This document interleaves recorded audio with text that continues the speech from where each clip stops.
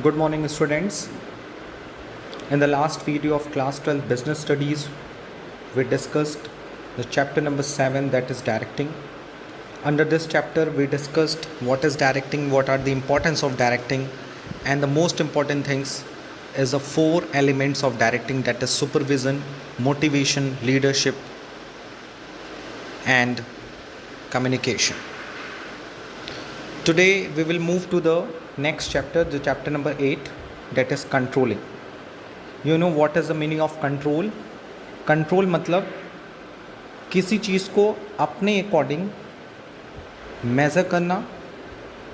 Control करने का मतलब ये होता है कि बेसिकली जो हम ऑब्जेक्टिव लेके चल रहे हैं वो ऑब्जेक्टिव अचीव हुआ है कि नहीं हुआ है, उस ऑब्जेक्टिव को स्टडी करना और हमारी एक्टिविटी को स्टडी करना कि हमने अपनी एक्टिविटी के थ्रू, अपने डायरेक्टिंग प्रोसेस के थ्रू हमने अपने प्री डिटरमाइंड गोल को कितना % अचीव किया हुआ है और उसके according future action plan prepare करना. You know management is a continuous process. Management में सबसे पहले हम प्लानिंग करते हैं, what to do, how to do, when to do, by whom to do. Thereafter उसके अकॉर्डिंग हम अपने रिसोर्सेज को ऑर्गेनाइज करते हैं, that is the organising, the second function of the management. इसमें हम लोग कंपनीज़ के लिए, बिजनेस के लिए रिसोर्सेज को ऑर्गेनाइज करते हैं. द थर्ड स्टेप स्टाफिंग, यानी ऑर्गेनाइजेशन के लिए ह्यूमन रिसोर्स अवेलेबल कराना, एक प्रॉपर ऑर्गेनाइजेशनल स्ट्रक्चर क्रिएट करना, सबऑर्डिनेट एंड सुपीरियर के रिलेशनशिप को डिफ़ाइन करना, अथॉरिटी, रिस्पॉन्सिबिलिटी, अकाउंटेबिलिटी को डिज़ाइन करना. ये सारे काम स्टाफिंग में किया जाता है. The fourth important part that is a action plan, यानी अभी तक हमने जो प्लानिंग किया, ऑर्गेनाइजिंग किया, स्टाफिंग किया, अब उन सब को एक्शन में कन्वर्ट करना, दैट इज़ अ डायरेक्टिंग, यानी काम स्टार्ट करना. फिर जब एक पर्टिकुलर टाइम पीरियड बीतता है तो हम अपने काम को एनालिसिस करते हैं कि हमने अपने काम को कितनी ईमानदारी से किया है, हम अपने काम के द्वारा अपने ऑब्जेक्टिव को कितना % अचीव किया हुआ है, ये हमें कंट्रोलिंग बताता है. So the controlling is the last function of the management. But ये जो फंक्शन है ये हमारे नेक्स्ट प्लान यानी नेक्स्ट प्रोसेस ऑफ मैनेजमेंट की नींव होती है, यानी बेस होता है. So controlling process the last function of the management, but it is the essential base for the future planning, future organizing, future staffing, future directing. यानी future में हमें अपने काम को किस तरह से डिज़ाइन करना है, कैसे स्टाफ करना है, कैसे ऑर्गेनाइज करना है. कंट्रोल हमें काफ़ी हद तक उसके लिए डायरेक्शन भी प्रोवाइड करता है. सो अगर हम करंट प्लान को अगर ध्यान में रखें तो कंट्रोलिंग का रोल ये होता है कि वो ये हमें ये बताता है बेसिकली कि हम अपने ऑब्जेक्टिव को कितना % अचीव कर सके हैं और फ्यूचर में हमें अपने प्लान में, अपने ऑर्गेनाइज में और अपने स्टाफिंग में और अपने डायरेक्टिंग में क्या क्या चेंजेस लाना होगा ताकि हम अपने गोल को 100% अचीव कर सकें. इसलिए हम लोग मैनेजमेंट को कॉन्टिन्यूअस प्रोसेस कहते हैं. It is start from the planning and ends with the controlling, but the controlling helps to design and direct to the next process of management. So controlling क्या है, इसका डिटेल स्टडी हम लोग इस chapter में study करेंगे. So let us start the chapter number 8, that is control. The first part of this chapter, that is concept of controlling. Controlling refers to the process of measurement of performance according to the standard, measuring deviation and taking corrective action to achieve predetermined goal. यानी controlling एक ऐसा process है जिससे हम अपने performance को measure करते हैं according to standard. Standard means कि हमने क्या सोचा था, हुआ क्या, यानी हमने क्या स्टैंडर्ड डिसाइड किए थे. हमने स्टैंडर्ड डिसाइड किया था कि पर डे हम 100 यूनिट्स प्रोड्यूस करेंगे, बट हम पर डे 80 यूनिट्स प्रोड्यूस कर रहे हैं. तो 100 यूनिट्स क्या है, एक स्टैंडर्ड है. उस स्टैंडर्ड के अगेंस्ट हमने अपनी परफॉर्मेंस को क्या किया, एनालाइज किया कि हम 80% अपने टारगेट को अचीव कर पाएँ. मेजरिंग डेविएशन ये बताता है कि हम अपने काम से कितना पीछे रह गए, हम अपने गोल से कितने कदम पीछे रह गए. सो इस एग्जांपल से हमें क्लियर हो रहा है कि हम 20% पीछे रह गए. अगर हम 20% और प्रोडक्शन कर लिए होते तो शायद हम लोग अपने गोल को अचीव कर लेते। And taking corrective action to achieve predetermined goal. Controlling हमको ये भी बताता है कि हम अब क्या करें, कौन कौन से एक्शन करें इन फ्यूचर ताकि हम अपने प्री डिटरमाइंड गोल को अचीव कर सकें। So the basic definition of controlling is it refers to the process of measurement of performance according to standard, measuring deviation and taking corrective action to take predetermined goal. In order to seek result, manager must exercise effective control over the worker. So अगर हम controlling process को देखें तो एक organisation में manager क्या करता है, एक इफ़ेक्टिव कंट्रोल भी इस्टेब्लिश करने की कोशिश करता है ताकि हम time to time control establish कर सकें। हम वीकली इस्टेब्लिश करें, मंथली इस्टेब्लिश करें, हाफ ईयरली इस्टेब्लिश करें कि हम अपने गोल को अचीव कर पा रहे हैं कि नहीं कर पा रहे हैं, उसके क्या प्रॉब्लम्स हैं, उन प्रॉब्लम्स को टाइमली रिमूव करना बहुत ज़रूरी होता है। एक पूरे बिज़नेस के लिए जो अकाउंटिंग साइकिल होती है वो 1 ईयर की होती है, और अगर एक बिज़नेस ने ये सोचा है कि उसे अपना सेल्स जो है वो 10% से मैक्स इंक्रीज़ करना है, यानी अगर वो 5 लाख रुपए की सेल्स कर रहा है एक साल में, तो वो नेक्स्ट ईयर जो है 5,50,000 की सेल्स करना चाह रहा है।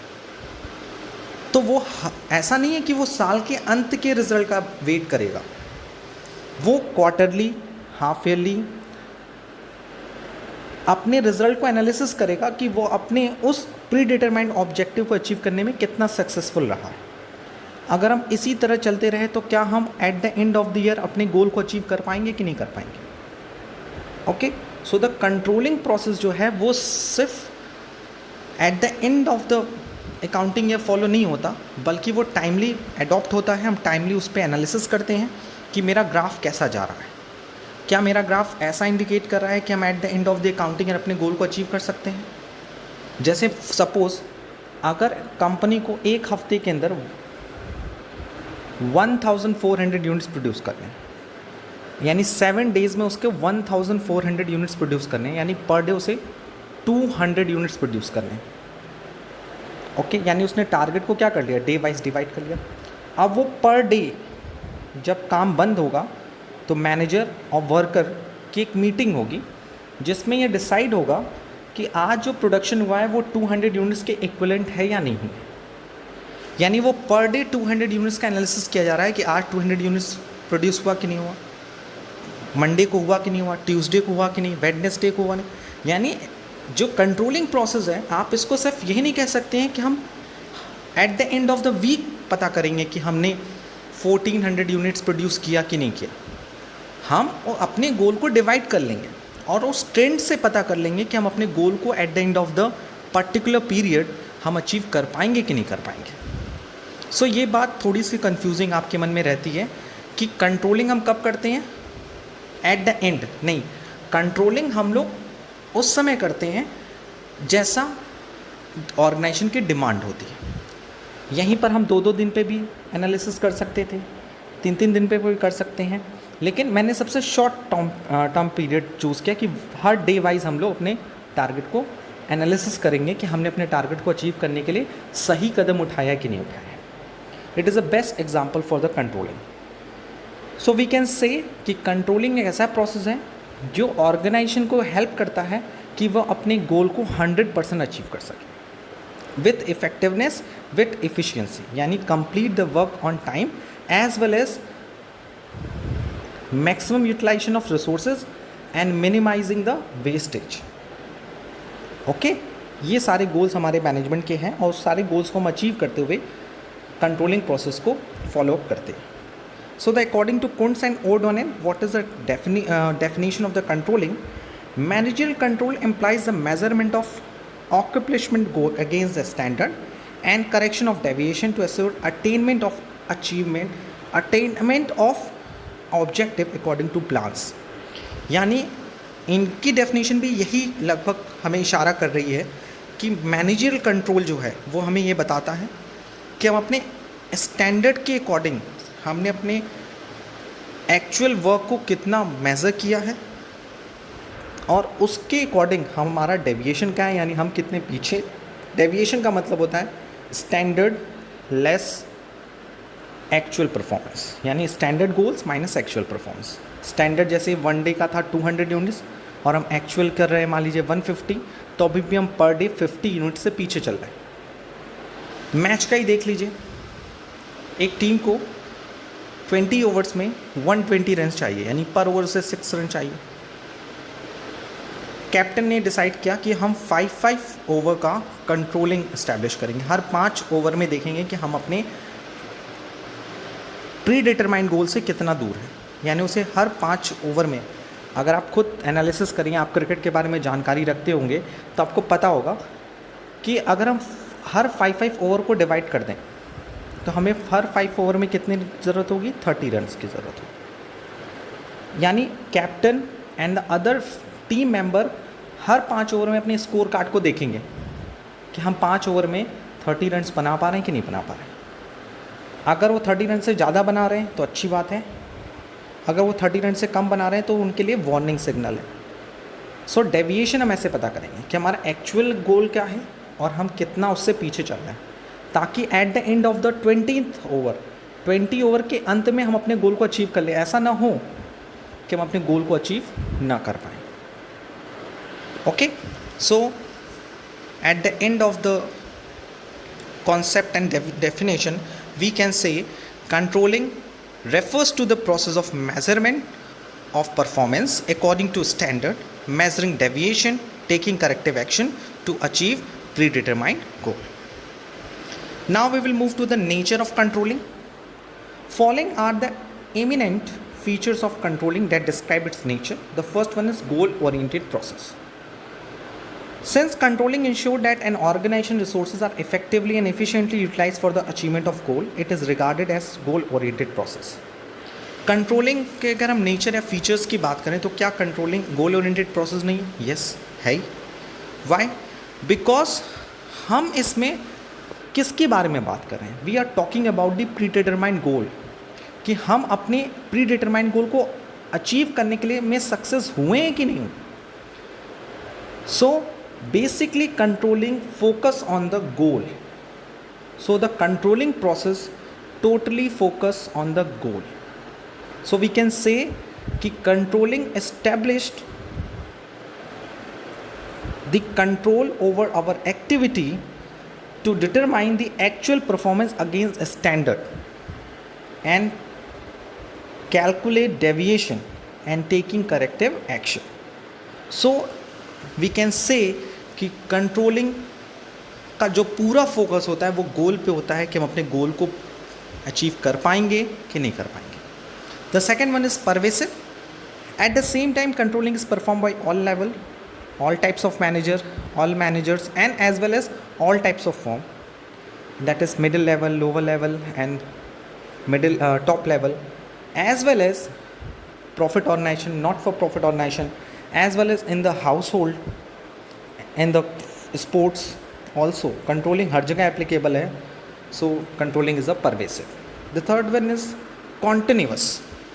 Control should not be misunderstood as the last function of the management process. ये मैंने स्टार्टिंग में ही आपको बताया था। हमारे मन में है कि मैनेजमेंट के 5 फंक्शन है, स्टार्ट होता है प्लानिंग से, एंड होता है कंट्रोलिंग से, लेकिन मैंने आपको बताया कि कंट्रोलिंग जो है वो मैनेजमेंट का लास्ट फंक्शन नहीं होता। उसके बेसिस पे हमें फिर से प्लानिंग करने का एक मौका मिल जाता है। जैसे मैंने आपको अभी एग्जांपल दिया रिसेंटली कि सपोज़ हमें 20 ओवर में 120 रन चाहिए, 6 रन पर ओवर के अकॉर्डिंग रन चाहिए। हर 5 ओवर में हम एनालिसिस कर रहे हैं कि हमें 30 रन बने कि नहीं बने, और अगर 30 रन नहीं बने, 25 बन रहे हैं, तो क्या करेंगे? वहाँ हमारा फिर से एक नया प्लान स्टार्ट हो जाएगा। फिर से हम उसके लिए अलग से ऑर्गेनाइज करेंगे, फिर से उसके लिए स्टाफिंग करेंगे। वही हमारी कंपनी की भी बात होती है कि हम क्वार्टरली, हाफ ईयरली या मंथली अपने प्रोडक्शन को, अपने एक्चुअल परफॉर्मेंस को एनालिसिस करते हैं कि हम अपने एनुअल टारगेट को अचीव कर पाएंगे कि नहीं कर पाएंगे। अगर कर पाएंगे तो हम उसी प्लान को लेके चलते हैं। अगर हम देखते हैं कि वो चीज़ें हमें अपने गोल तक नहीं पहुंचा सकती, तो फिर हम उस प्लान को चेंज करते हैं। सो कंट्रोलिंग लास्ट फंक्शन तो हुआ नहीं। कंट्रोलिंग में सब सही पाया गया, कंट्रोलिंग में हमने अपने ऑब्जेक्टिव को सही ढंग से प्राप्त करने की बात हो गई कि हम अपने गोल को प्राप्त कर लेंगे, गोल को अचीव कर पाएंगे। सो काम तो चलता ही रहेगा, डायरेक्टिंग चलता रहेगा एज इट इज़, बट अगर काम सही ढंग से नहीं हो रहा है, हमारे गोल के अकॉर्डिंग नहीं हो रहा है, इसका मतलब हमें प्लान को चेंज करने की ज़रूरत है. So continuous things is based on कि control is the not a last function of the management. By analysis deviation and taking corrective action it helps in formulating better plans for the future. यही बात मैं कह रहा हूँ. Thus, it is a function that brings the management cycle back to planning and it is regarded as a continuous function. यानी हम कह सकते हैं कि कंट्रोलिंग प्रोसेस से हमें ये पता चलता है कि हमने स्टैंडर्ड के अगेंस्ट कितना परफॉर्मेंस किया है, उसके अकॉर्डिंग हम डेविएशन कैलकुलेट करते हैं, फिर टेकिंग करेक्टिव एक्शन डिसाइड करते हैं कि हम अब ऐसा क्या करें ताकि हम फ्यूचर में अपने गोल को अचीव कर सकते हैं, जो गाड़ी है वो पटरी पे वापस आ सकती है. सो सिचुएशन में कंट्रोलिंग प्लानिंग के लिए एक बेस है, यानी कंट्रोलिंग की हेल्प से हम फ्यूचर प्लान को और मजबूत और भी गोल ओरिएंटेड, गोल फोकस्ड बना सकते हैं. जैसे मैंने अभी आपको एग्जांपल, अभी आपने कुछ दिन पहले देखा होगा, हमारे प्राइम मिनिस्टर ने 20 लाख करोड़ रुपीस हमारी इकनॉमी में रिफॉर्म्स लाने की कोशिश की, क्योंकि due to the corona virus हमारी इकनॉमी काफ़ी पिछड़ गई. सो उन्होंने काफ़ी हमारी finance minister as well as the वित्त राज्य मंत्री, उन्होंने भी हमें प्रेस कॉन्फ्रेंस करके कुछ अनाउंसमेंट सुनाई. वहाँ पे आप देख रहे होंगे कि ऑलरेडी हमारे देश का जो 2020-21 का बजट ऑलरेडी फरवरी 2020 का अनाउंस हो चुका है. बट अभी फरवरी में अनाउंस हुआ, मार्च अप्रैल आते आते इंडिया के ऊपर, ऑल ओवर वर्ल्ड के ऊपर एक बहुत बड़ी क्राइसिस आ गई.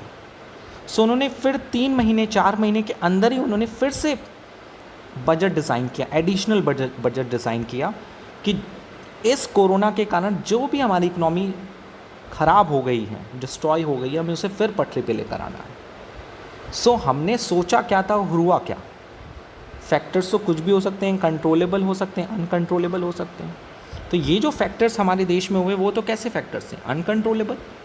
तो अनकंट्रोलेबल फंक्शन भी हमारे इंडस्ट्री के सामने, हमारे नेशन के सामने आते हैं. हम उनको कैसे टेकअप करते हैं, हम उसको कैसे फेस करते हैं, यही तो बिज़नेस और हमारे फाइनेंस एरिया के लोगों के लिए एक बहुत बड़ी प्रॉब्लम है, बहुत बड़ा चैलेंज है. सो कंट्रोलिंग के हेल्प से हम ये पता करते हैं कि अभी तक हमको क्या लॉसेस हुआ और हम उसके अकॉर्डिंग डेविएशन निकालते हैं और उसके अकॉर्डिंग देयर आफ्टर हम सजेस्टिव मेजर निकालते हैं, जो इंडियन गवर्नमेंट ने अभी कुछ दिन पहले अनाउंसमेंट करके हमें बताया कि हम किस एरिया में कितने पैसे लगा रहे हैं, किस एरिया में हम एज अ सिक्योरिटी दे रहे हैं, किस एरिया में हम लोगों को इनिशिएट कर रहे हैं ताकि वो ज़्यादा से ज़्यादा पार्टिसिपेट करें और जो इकनॉमी उतर गई है पटरी पे से, जो इकनॉमी अपनी दिशा को भूल गई है, उसको फिर उसी दिशा में लाया जा सके. सो वी कैन से कि कंट्रोलिंग के हेल्प से हमें फर्दर प्लानिंग का एक बेस मिलता है. Next one is both the backward looking as well as forward looking function. अब ये मैं बात करूँ, कंट्रोलिंग जो है वो कॉइन की तरह है. कॉइन के जैसे 2 साइड होते हैं, एक बैक साइड होता है, एक फ्रंट साइड होता है, जिसे हम हेड और टेल बोलते हैं. वैसे कंट्रोलिंग का भी 2 फेसेस है, वो बैकवर्ड लुकिंग भी है as well as forward looking भी है. यानी कंट्रोलिंग जो है वो पास्ट प्लानिंग को भी एनालिसिस करता है और फ्यूचर प्लानिंग के लिए बेस देता है. जैसे मैंने बताया, पहले जो मैंने प्लान डिसाइड किया उसके अकॉर्डिंग ऑर्गेनाइजिंग हुआ, उसके अकॉर्डिंग स्टाफिंग हुआ, उसके अकॉर्डिंग डायरेक्टिंग हुआ. अब कंट्रोलिंग से पता कर रहे हैं कि वो जो प्लान हमने डिसाइड किया था इन द पास्ट वो कितना % सक्सेसफुल हुआ, उसके अकॉर्डिंग काम किया. अब कंट्रोलिंग का एक साइड ये भी है कि वो हमें ये भी बता रहा है कि भैया पिछली बार ये गलती हुई थी, नेक्स्ट टाइम ये गलती नहीं करनी. यानी नेक्स्ट टाइम जो हम प्लान करेंगे तो उन सारे प्रॉब्लम्स को, उन सारे कमियों को, ड्रॉबैक्स को हटा के फिर प्लान करें. So the controlling is a backward looking process because it is a like a postmortem of past activity to find out deviation from the standard plan. यानी जो हमने प्लान बनाया है उसका पोस्टमार्टम करता है और बताता है कि हमने कि पास्ट एक्टिविटी में क्या कमी रह गई. and it is also a forward looking process as it seek to improve future result by taking corrective action. यानी हमें अब गलतियाँ ही नहीं बताना है, कंट्रोलिंग हमें ये भी बताता है कि हम फ्यूचर में ऐसा क्या करें ताकि वो सारे जो रिज़ल्ट एडवर्ड्स आए थे उनको हम फिर से अपने फेवर में ला सकें. So they are basically 4 feature और nature of the controlling process. That is the goal oriented process, goal के लिए फोकस्ड होता है, परवेसिव है, हर जगह अप्लाई होता है कंट्रोल, कॉन्टिन्यूअस है यानी controlling is not a last function of the management, it is a base for the future planning, as well as controlling जो है वो पास्ट प्लान का एनालिसिस करता है और फ्यूचर प्लान के लिए एक बेस प्रोवाइड करता है, एक इन्फॉर्मेशन प्रोवाइड करता है. So now we will move to the next topic of this chapter, that is importance of control.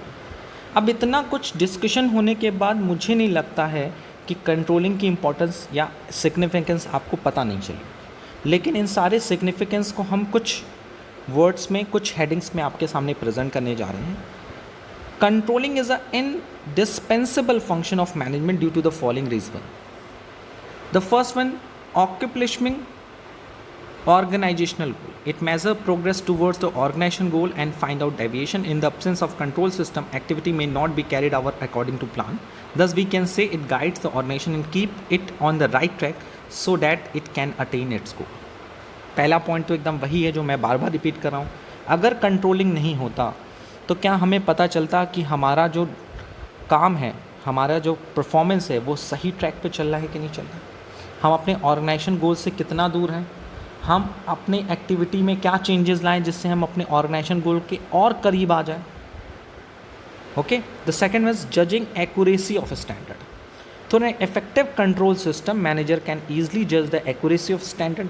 It also keeps a careful check on the changes taking place in the organization and it is in the environment which facilitate the review of standard in the light of such changes. Standard का मतलब क्या होता है ये आप थोड़ा सा दिमाग लगाइए. Standard का मतलब होता है predetermined objective.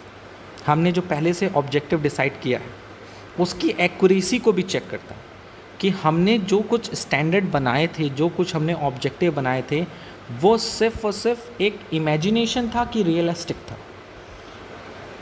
कभी कभी हम गोल इतने बड़े डिसाइड कर लेते हैं कि हम कितना भी अच्छा प्लान करें हम उस गोल को अचीव नहीं कर सकते, या हमारे पास रिसोर्सेज की कमी है या फिर हमारे पास टेक्नोलॉजी की कमी है किसी न किसी रीज़न से. तो कंट्रोलिंग प्रोसेस में हम अपने स्टैंडर्ड को भी की एक्यूरेसी को भी जज करते हैं कि जो हमने ऑब्जेक्टिव डिसाइड किए हैं वो हमारे ऑर्गेनाइजेशन के लिए सूटेबल हैं कि नहीं हैं, और जो फ्यूचर में चेंजेस आ रहे हैं, जो फ्यूचर में जो अनप्रेडिक्टेबल फ्यूचर का जो नेचर है उसके स्पेस में हम अपने स्टैंडर्ड की एक्यूरेसी को मेज़र करते हैं और हम ये डिसाइड करते हैं कि एक इफ़ेक्टिव प्री डिटरमाइंड गोल क्या हो सकता है, यानी कि जिसे हम कहते हैं अटेनेबल प्री डिटरमाइंड गोल क्या हो सकते हैं. कुछ गोल ऐसे होते हैं जो अनअटेनेबल होते हैं जिसको हम अचीव नहीं कर सकते.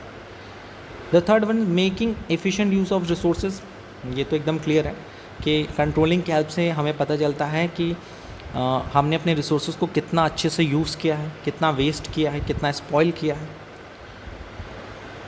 Fourth one is improving employees motivation. It helps employees in realizing what they are expected to do and what are the standard of performance on the basis of which they are appraised. This motivates them to perform the better. Employees motivation जो होता है basically उनके performance पे होता है, लेकिन अगर उन्होंने परफॉर्मेंस किया बट अगर हम उसको अप्रिशिएट नहीं कर रहे हैं, अप्रिशिएट कब करेंगे, प्रश्न नहीं उठता है. अब आप खुद सोचिए कि आपने कोई काम किया, मैं आपको अप्रिशिएट कब करूँगा, आपको मोटिवेट कब करूँगा? जब आप गोल के अकॉर्डिंग काम करेंगे. मैंने आपको 100 यूनिट्स बनाने को दिया और आपने 100 यूनिट्स बना दिया, यानी स्टैंडर्ड है, उसका एक्चुअल परफॉर्मेंस के साथ कंपैरिजन हो रहा है, यानी कहाँ हो रहा है, कंट्रोलिंग में ही तो हो रहा है. तो कंट्रोलिंग के हेल्प से ही तो हम अपने एम्प्लॉयज़ को मोटिवेट कर रहे हैं. यानी मोटिवेशन तभी देते हैं या इंक्रीमेंट तभी देते हैं या एक्स्ट्रा पैसा तभी देते हैं जब अपने गोल को अचीव कर रहे हैं टाइमली. डिविजिबल गोल को, पूरे गोल को एक साथ अचीव करेंगे तब हम थोड़ी ना आपको, ताकि आप सही लाइन पे चलते रहिए. The fifth one is ensuring order and discipline by keeping a check on the activities of the worker. Controlling creates an atmosphere of order and discipline among them. It also helps to keep a check on the dishonest behavior of employees. अब देखिए employees को उनके positive contribution के लिए हम उनको motivate करते हैं, एज वेल एज उनके कोई नेगेटिव वर्क के लिए, नेगेटिव परफॉर्मेंस के लिए उनको पनिश भी कर सकते हैं, उनको डिसिप्लिन और ऑर्डर में भी फैसिलिटेट कर सकते हैं. शो कंट्रोलिंग एक ऐसा प्रोसेस है जिसमें हम अपने ऑर्गेनाइजेशन में एम्प्लॉयज़ को रूल्स एंड रेगुलेशन, डिसिप्लिन के अकॉर्डिंग काम करना सिखाते हैं. क्योंकि अगर हमारे सामने एक ऑब्जेक्टिव नहीं होगा, ऑब्जेक्टिव को मेज़र करने के लिए, हमारी परफॉर्मेंस को मेज़र करने के लिए एक प्रोसेस नहीं होगा, तो हम अपने काम को सही ढंग से नहीं करेंगे. यानी एक कह सकते हैं ना, एक मेरे ऊपर भी कोई है जो मुझे वॉच कर रहा है. ऊपर वाला सब देख रहा है, लेकिन ऊपर वाला देख रहा है, वो कैसे जज करे कि आप सही कर रहे हो कि गलत कर रहे हो. यानी आप टाइमली वर्क कंप्लीट कर रहे हो, मिनिमम यूज रिसोर्स को यूटिलाइज़ कर रहे हो, मैक्सिमम प्रोडक्शन दे रहे हो. सो इस बेसिस पे हमने आपको जज करने की कैपेबिलिटी पे डेवलप करता है control. The next one is facilitate coordination in action. It provides direction to all activities, and each department and employees is governed by predetermined standard which helps in establishing coordination among them. देखिए ये बहुत important part है इस controlling का. देखिए controlling में standard की काफ़ी बात होती है. हम इसमें स्टैंडर्ड के अकॉर्डिंग आपकी परफॉर्मेंस को मेज़र करते हैं, उसके अकॉर्डिंग डेविएशन कैलकुलेट करते हैं और फिर उसके अकॉर्डिंग करेक्टिव एक्शन डिसाइड करते हैं. तो कहीं ना कहीं आप ये कह सकते हैं कि जो डायरेक्टिंग में काम हो रहा है वो किसको लेकर हो रहा है. प्री डिटरमाइंड गोल स्टैंडर्ड को लेकर हो रहा है कि हमें पर डे इतना यूनिट प्रोड्यूस करना है, वीकली इतना यूनिट प्रोड्यूस करना है, हर 5 ओवर में इतने रन बनाने हैं. तो कहीं ना कहीं वो गोल, वो स्टैंडर्ड आपको कोऑर्डिनेशन के लिए मोटिवेट कर रहा है. एक दूसरे का कोऑर्डिनेशन बहुत ज़रूरी है, क्योंकि एक दूसरे का कोऑर्डिनेशन होगा तभी लोग अपने अपने गोल के लिए अचीव हो पाएंगे. जैसे प्रोडक्शन मैनेजर का ये गोल है कि वो पर डे इतना यूनिट प्रोड्यूस करे, सेल्स मैनेजर का अपना है कि वो पर डे इतना सेल करें, फाइनेंस मैनेजर का अपना है कि टाइमली इतना पैसा रिम्बर्स हो जाए, इतना पैसा रिकॉर्ड हो जाए. ये सारी चीज़ें कोऑर्डिनेशन पे ही तो बेस्ड हैं. अगर सेल्स मैनेजर का टारगेट है उसे per day 70 to 80 units cell करना है, तो वो 70 to 80 यूनिट्स कहाँ से आएगा? प्रोडक्शन डिपार्टमेंट के पास से आएगा. तो प्रोडक्शन डिपार्टमेंट कहीं ना कहीं सेल्स डिपार्टमेंट के साथ लिंक है. तो दोनों अपने गोल को अचीव करने के लिए एक दूसरे के साथ क्या करेंगे? प्रॉपर कोऑर्डिनेट करेंगे. सो वी कैन से कि जो कंट्रोलिंग है वो न सिर्फ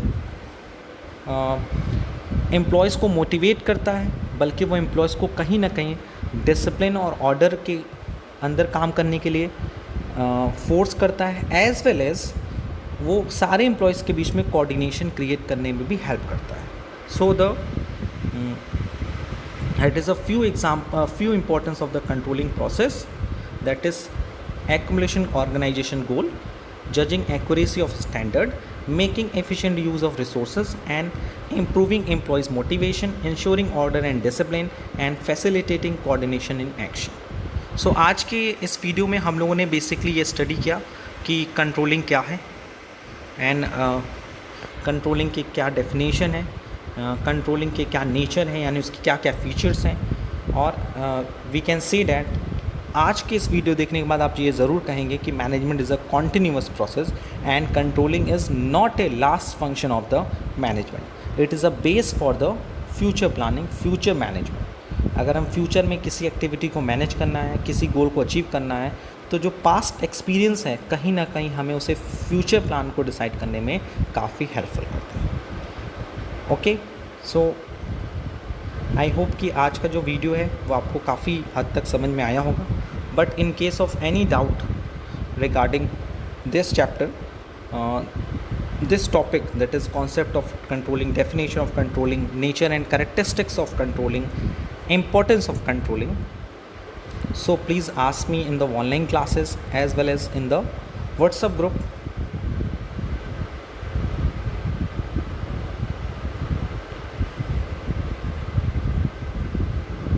आज के लिए इतना ही. Thank you, thanks a lot.